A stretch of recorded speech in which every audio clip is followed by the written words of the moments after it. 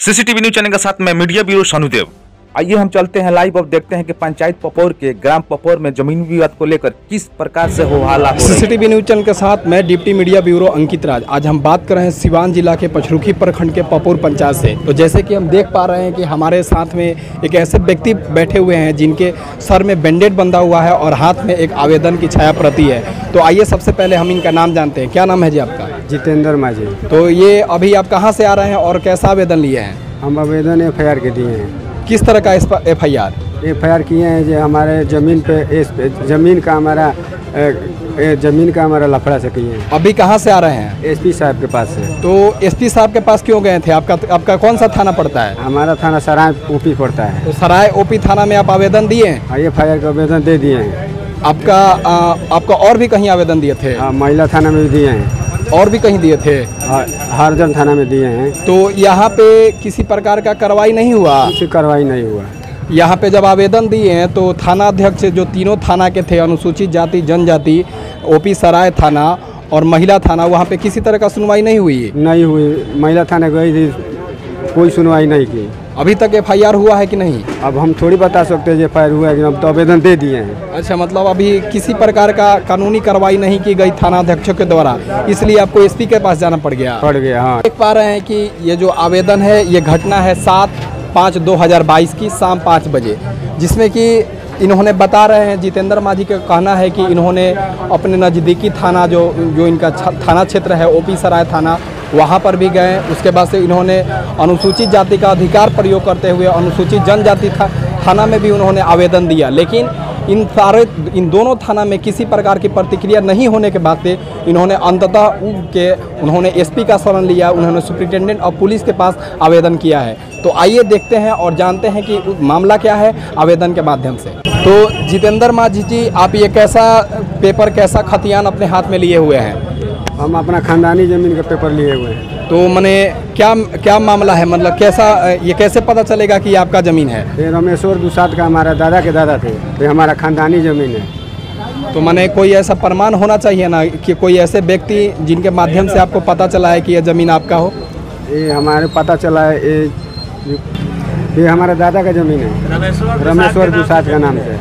तो जो रामेश्वर दुसाद जी बता रहे हैं कि आपके दादा के नाम से है, तो क्या आपने अभी तक इस राय के लिए किसी वकील, किसी जज, किसी के माध्यम से ये जानकारी लिया? तो वकील के पास लेकर तभी तो बता रहे हैं। तो आइए चलते हैं जितेंद्र जी के बड़े भाई से मिलकर जानते हैं कि कैसा ज़मीन है और किस तरह का मैटर है। कैसा ये खतियानी ज़मीन है जी?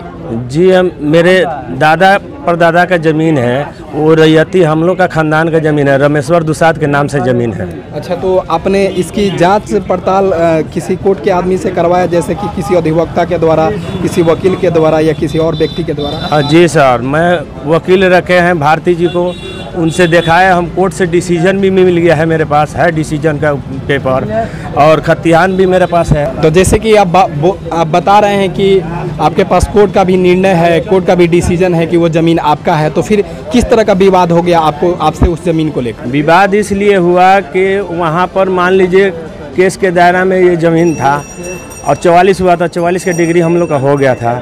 उसके बाद जब हम लोग वहाँ पर गए तो वो लोग ईंटा गिरा रहा था, ज़बरदस्ती चाह रहा था कि मैं चारों तरफ से घेराबंदी कर दूं ताकि ये लोग न रोक सके। ज़बरदस्ती गया, हमारे भाई था छोटा जितेंद्र, उसके परिवार था, ये 2 आदमी रोकने गए। उसी टाइम बोला कि भागो माधरचोद, तुम लोग चमार सियार होकर इतना ज़बरदस्ती बताते, हमारा ज़मीन है, हमारा डिग्री हुआ है। हम ये बोला कि तुम्हारा कैसे डिग्री, तो हम लोग का हुआ है। और इसी बात पर वो तलवार लेकर के इसके माथे पर मार दिया और इसका औरत को मारा लाठी के हुरा से, जो पूरा दोनों आँख।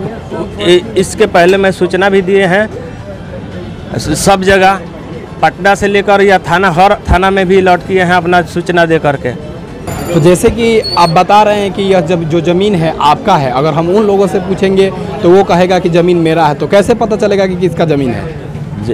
पता चलेगा कि खतियानी जिसका होगा उसी का ना आप डॉक्यूमेंट से देखिएगा। हमारे पास खतियान है, हम दिखा रहे हैं, हम सरकार के पास मान लीजिए कोर्ट में हम दायर किए थे, जजमेंट भी मिला है, मेरे पास आपके सामने दिखा रहे हैं। ये खतियानी मेरा ज़मीन है। तो इसमें कौन सा प्रूफ देना होगा बताइए? हम तो सब कुछ दे रहे हैं आप लोग को। तो आप कहना चाहते हैं कि वो आपका ज़मीन हड़प रहे हैं? जी, ज़बरदस्ती कर रहे हैं वो लोग, हमको जान से मारने का धमकी भी दे रहे हैं। तो जैसे कि ये बताइए कि जब 7/5/2022 को करीब 5 बजे जब ये घटना हुई, इस घटना की जानकारी आपने स्थानीय मुखिया, सरपंच और थाना अध्यक्ष को दिया? जी सर, हम तो उनके घर पर नहीं गए थे, खुद को आए थे। हम लोग के पास जा रहे थे, रास्ते में हमारा घर है रोड पर, उसी जगह भेंट हुआ। हम बता दिए कि ऐसे ऐसे बात मैटर है, वो तो जानते हैं मुखिया जी। तो मुखिया जी के द्वारा किसी प्रकार का प्रतिक्रिया हुई, कुछ एक्शन लिए मुखिया जी? मुखिया जी कहे कि जी ऐसा है कि आप लोग दोनों आदमी आओ हमारे सामने और दोनों आदमी का अपना अपना जजमेंट दिखाओ। तो मैं वहाँ जजमेंट क्यों दिखाऊँ? मैं दिखाऊँगा तो कोर्ट के अंदर दिखाऊँगा, मेरा कहने का मतलब ये है। तो सरपंच साहब के जो बताएं तो सरपंच साहब क्या कहें? सरपंच साहब भी कहें कि नहीं, वो लोग का रमेश्वर दुसाद के नाम से वो ज़मीन है, उन्हीं लोग का है, भाई तुम लोग हट जाओ, सीधी सी बात बोले। मुखिया और सरपंच का नाम जानना चाहेंगे, क्या नाम है आपके मुखिया जी के पंचायत का? मिंटू तिवारी। और सरपंच साहब का? सुनील तिवारी।